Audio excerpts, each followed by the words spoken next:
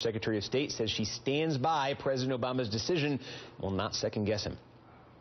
If you look at what the factors were going into the decision, of course there are competing interests and values. I mean, one of our values is we bring everybody home off the battlefield the best we can.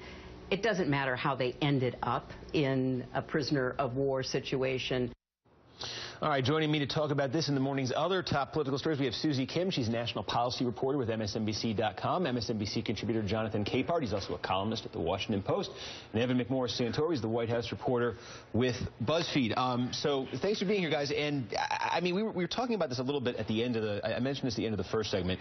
It seems to me, and I don't know the reason why, and maybe you guys can shed light on it, but I don't know the reason why the administration at first seemed to be framing this as, expecting this would be framed by the media as just a piece of good news, triumphant return of the soldier, not anticipating that the story of Bo Bergdahl and the circumstances of his capture would become an issue like this. It seems to me maybe the thought is it's such a tricky sell when you go down that road to, hey, this guy might have walked off post, there might have been lives in danger looking for him in the last few years, and we just gave up five top Taliban guys to get him. That's not going to sell very well in the court of public opinion, but at the same time, it's like, how can you not expect that is going to come out, that's going to be the story? There's already been reporting about this. I mean... Well, I mean, the idea that the White House got caught a little flat-footed by this seems to bear out just from what the White House has said after it happened. They keep changing their story around quite a bit. Right afterwards, I talked to some former White House people, and they said this Rose Garden ceremony so Bo Bergdahl could have a discussion of what he went through and all the process that he went through before all the political stuff started, which they expected would be about the 5 Taliban that were traded.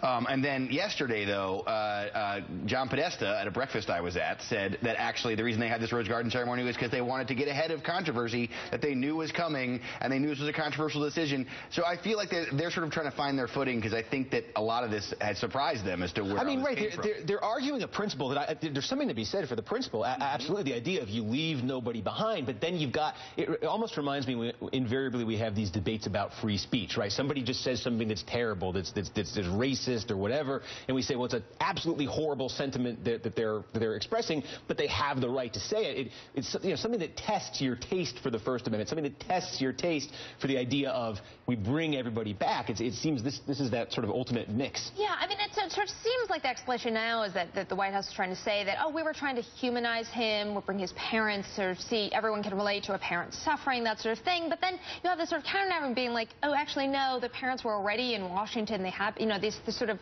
came together a little bit ad hoc, and maybe there wasn't the kind of thinking through of what happened. Also, you have to keep in mind that there had been, the administration might have been surprised about the kind of backlash that there was, considering the fact that there were many Republican as well as Democratic lawmakers who were actively lobbying for them to bring this guy home, and who conveniently scrubbed their tweets. Right, a lot of them. Yeah, I mean, you could feel like, well, listen, we have these prominent voices on the right as well as the left supporting this guy, so why not? That's the other one, is we say, the White House didn't know this stuff was already out there. How these congressmen to put these tweets out? People, that doesn't disappear.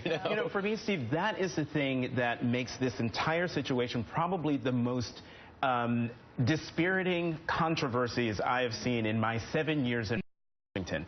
Here you have, in front page of the Washington Post today, I wrote about it a couple of days ago, where you had Republicans who were on record demanding that the president do something, demanding that the president not leave Bo Bergdahl behind, accusing the president of forgetting that he was even there. So you just mentioned the Republican lawmakers who scrubbed their tweets of saying, yay, Bo Bergdahl is home. Well, and John McCain is the worst example. Exactly, and I was getting an actual flip-flop.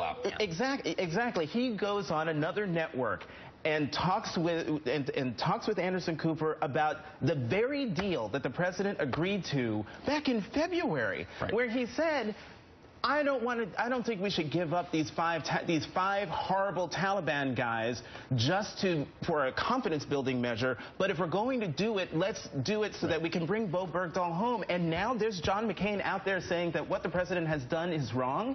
That, to me, is what's been so reprehensible now. Yeah, and I think that's what's got that's the thing I think that really has knocked the White House off kilter. You've got people saying do this, you do it, and now they're beating you about the head dead with bats all over the place. I mean, the politicization of it is right. It's not surprising at all. This is the story of America, certainly in this era. At the same time, there's a legitimate debate to be had. This is a tough call. This is a tough call for any president to make. When you're talking about that price, you're talking about the possibility that these 5 guys go back and they're linked to something terrible 5 years from now. I mean, that's a tough call for any president to make. You know, at the same time, though, when you're saying 5 months ago do it and then you change your mind when it happens, I think part of this talks about how little the Afghanistan story was part of our narrative for so long up until now, because almost everything about the Bergdahl transfer and swap was in the media before it happened. Since 2011, from questions of his desertion all the way through the deal that was going to be made, the guys are going to be out there, and these members of Congress, I think that they just didn't. No, but I mean, no one was really paying attention to any of this. It's the same thing, though, when you go back and you look at what's been out there for the last 3 years and then you see that scene in the Rose Garden last week, and you start to say, well, the White House should have expected this, too. I mean, I think the fact that Afghanistan has been outside of the minds of so many people in the media, you know, in sort of this general debate, it forces us to go through these hard questions, which aren't easy to do. How many resources do we expend in terms of doing any operation in Afghanistan, much less looking for a guy? You know, what is the president's role and authority? Should he have given Congress more of a heads up? You know, they're saying now that would have endangered this guy's life and sort of blown apart their entire deal. There are sort of various different questions that are all really difficult, but they've gotten all lumped together into, was this good or was this absolutely awful, the worst thing that could have happened for America? Well, and that's just not really a sort of helpful way to work through these genuinely difficult questions. That's it. The two things I want to hear from the people, I mean, everybody has a right to speak out against this, and they may be right, but the two things I want to hear are, one, should he have stayed and died? Would you have been okay if he stayed and died? And two, if not, if you wanted him out, what terms would you have accepted? If these terms aren't good, tell me what the terms are, because it's easy to say, you know, 5 bad guys got out. Okay, who would you have let out? What would you have done? Anyway, we have to take a break right here. We have news, all flustered. We have news on immigration, some news overnight, something very disturbing happening in Arizona. We will tell you about that, talk about it. That's next.